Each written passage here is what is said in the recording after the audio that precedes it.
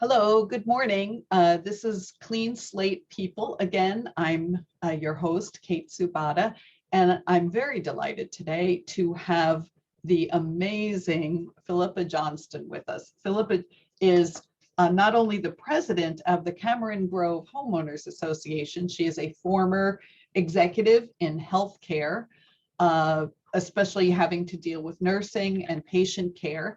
And a lot of those skills that she gained in working in that very complex and very people-oriented system have enabled her to become a very effective community leader and spokesperson on issues having to do with our county and how we as citizens can have a voice and can hold our elected officials into accountability. And I really wanted her to share about a recent circumstance where Cameron Grove citizens worked together and had a very good result, and to also share her insight into how that could inform the way the rest of us also can work and can make a difference. So good morning, Ms. Johnston. Good morning, and thank you for having me. So tell us about the situation that Cameron Grove found itself within. Okay. Well, now Cameron Grove is a 55 and over active adult community, and we were basically just enjoying our retirement and living our best life in August. And historically, we have not been active politically.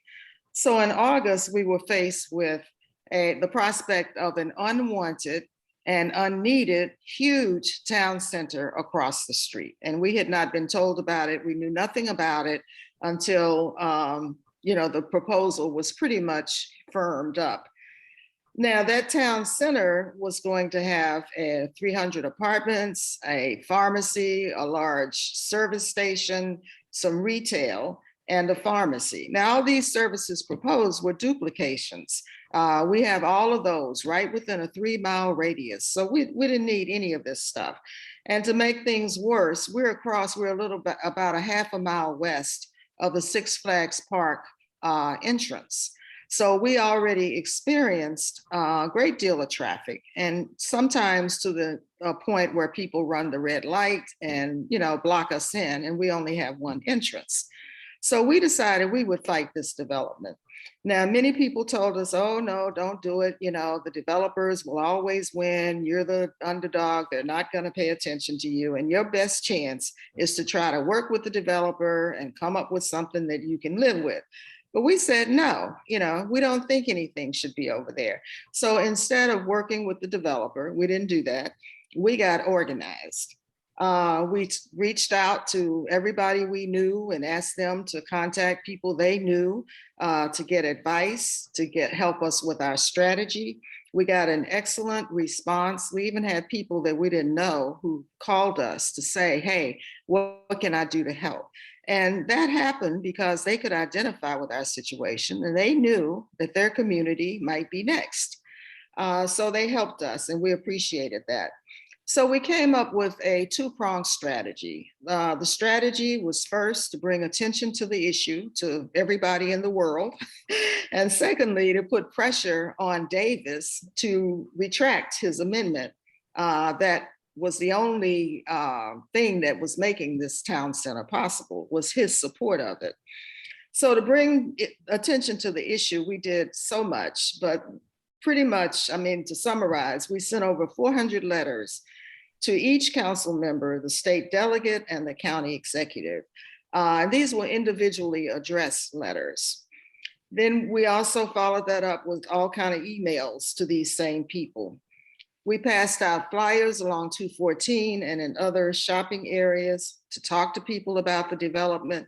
Pretty much everybody was like us. They had no idea that this was in the works. We sent numerous press releases pretty much every couple of weeks, not only to the media, but also to organizations to keep them apprised of the situation.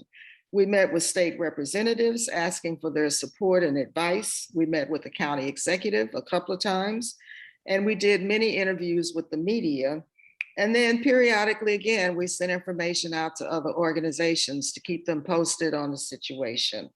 And we even sent packets to the businesses along 214 who, again, didn't know about this, and they were appreciative because this town center represented competition for their brand and their business.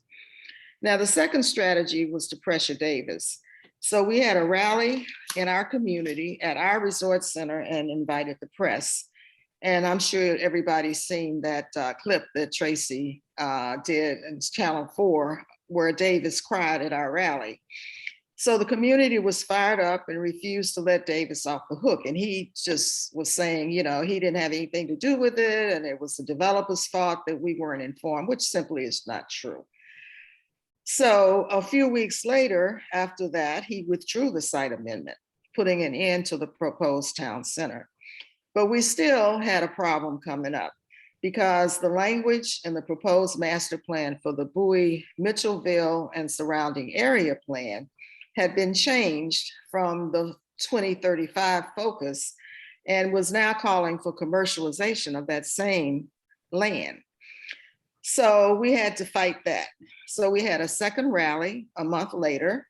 150 District 6 residents attended to hear why we were opposed to the plan. And we were successful again in having that language removed from the plan. So what did we learn about this? Well, we learned that if you make enough noise, people will pay attention and you can definitely win. You can stop development of something else that you don't want in your community if you're willing to put together a plan, do the work, and make sustained loud noise. Now, we also learned, as the saying goes, that there's strength in numbers. So we are now a part of several organizations. You know, we were pretty much isolated, but we've reached out, people have reached out to us, and we're now a part of organizations where we can support each other, and more importantly, we can join forces to bring about necessary change. We also learned that activism is a one-time event. You know, we kept thinking, okay, when we get this problem solved, we can go back to our isolation and our partying, but it doesn't work like that. So to have a seat at the table, you must be active constantly and consistently. So now, where are we now? Well, there's no more talk of developing on that property for now, but the fight is not over, because you can never predict what's going to happen in the county when it comes to development. But we do know that Cameron Grove and the surrounding areas are in better shape than we were in August. And we're in even better shape now because Derek Davis has resigned before his term is up. So we don't have to have that threat of him still coming up with a site amendment to support development in that area. So that's kind of where we are. We'll keep pushing and keep being active.